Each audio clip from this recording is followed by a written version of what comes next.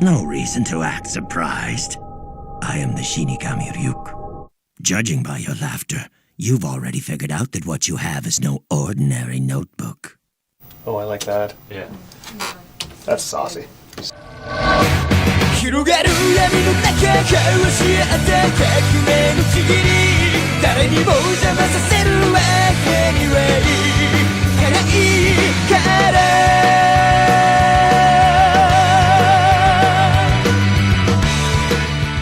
First day of Death Note was good. It's always on any first day of any animated project I've worked on. It's, you know, there's a bit of a rough start and you sort of stumble through and find the voice and pick it back up from the audition and then try and get a feel for what the whole picture's all about. But after the few hours we did this afternoon, it was a lot of fun. I started working in theater out of school, which is fantastic, and it allowed me to play lots of characters, which is what theater can do.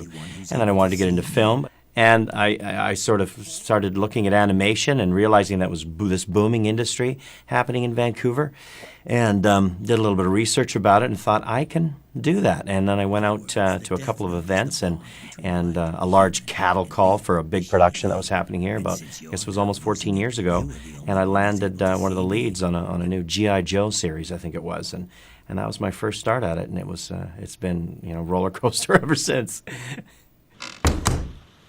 That notebook you found originally belonged to me, and since you're now using it, you're the one who only knows who ha la la la la la la. Well, voice acting I find to be way more freeing than acting on camera. On camera is, it's a whole different style of acting. I find on camera is very technical, like just so much involved with the makeup and the lighting. Voice acting be a lot like stage in that there's so much more freedom and so much more where the performer is allowed to play with things and come up with ideas and utilize, you know, some of their theatrical skills a lot more in animation. Then why did you drop it in the first place?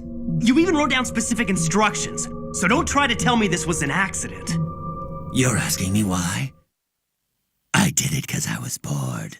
What's more challenging about voice acting is, even more so than stage, is what you have to do with your voice and be able to do with your voice, because you not only have to come up with completely different and original characters, sometimes something you'd never play on stage or on camera, from, you know, teenage voices, and I wouldn't be cast as a teenager in an on-stage production, but I may in animation, and then I wouldn't be cast as a probably grizzled old man on stage, but I can do that in animation. So obviously what you have to do with your voice is much more difficult. And also in animation, there's a lot of play that happens with the sound effects that you do as you're falling down the stairs now, or you're running and being chased, but you can't move from where the microphone is right here, but you still have to find a way to get the sound of panic and stress and running in the body and portray that message.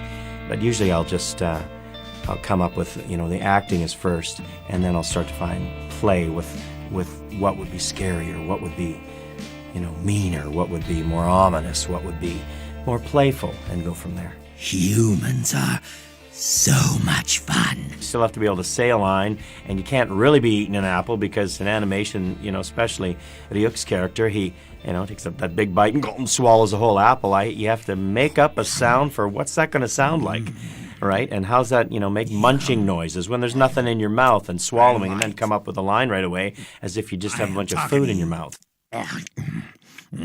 Hey, Light. I'm talking to you.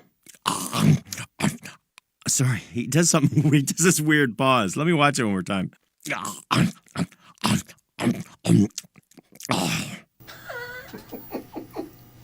Sometimes those are the best parts. Is not the long, you know, drawn out sections of dialogue, but the action sequences and you know, montages where there's eating or you know, yelling and screaming and fighting involved can be some of the best stuff.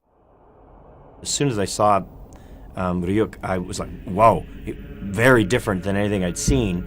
And I thought, first thing I thought, he's going to be evil and really, you know, nasty voice, which I love doing those as well. And then when I read the outline, I went, oh, it's much more playful, and he's bored, and he's just there to sort of stir the pot a little bit. And I went, that's even a more interesting take. So I just took both those things and and put something together pretty quick because I hadn't planned it at all. I showed up for my time slot for my audition and then saw him and went, "Can I read this?" and came up with something right away. This is all so ridiculous. This world is rotting. Sold. Brian, I think he's a great choice for this character. You know, it's not a natural character, so how do you voice that character? Well, you don't want to force a voice because that's not gonna, you're not gonna want to hear that for however many episodes. You want something that sounds real for the character, and I think the voice he's doing is just, it's believable, it works, it's not forced, it's got character and range to it.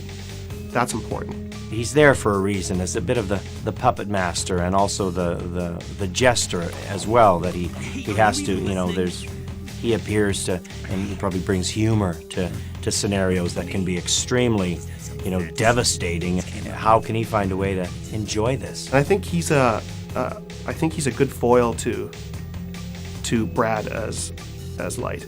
They're already where I think we're seeing a good dynamic between the two of them, which is, I mean, that's what you want to end up with. But if you can get that right from the beginning, right from the, you know, episode 1, that's perfect. That's money in the bank. In other words, the notebook is now yours. This is mine? If you don't want it, just give it to someone else. But if you give it away, I'd have no choice but to erase your memories of the notebook. So then, you're saying I can use the death... What, are you deaf? Yes.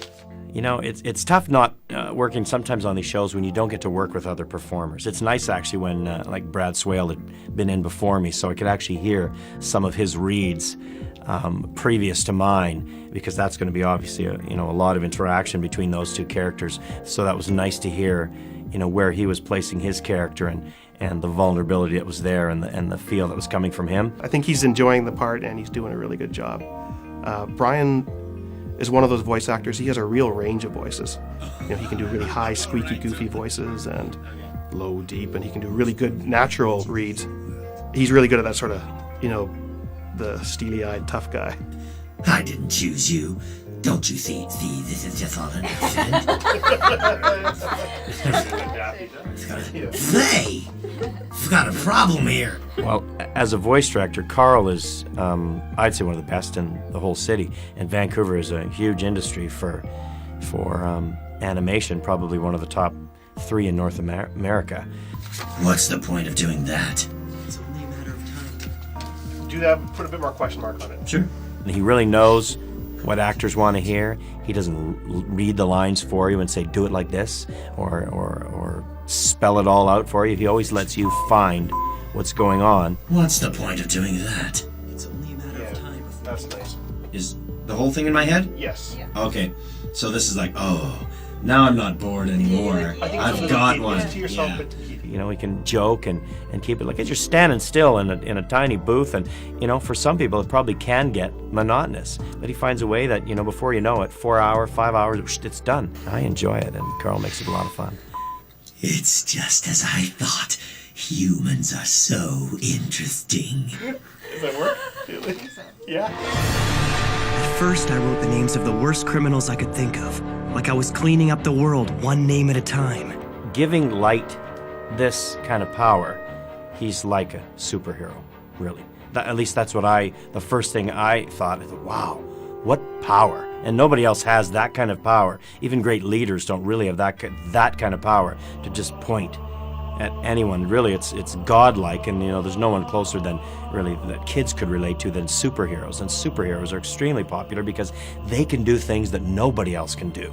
You know, he can, you know, become steel. He can turn himself into fire. But this guy can write a name and kill somebody.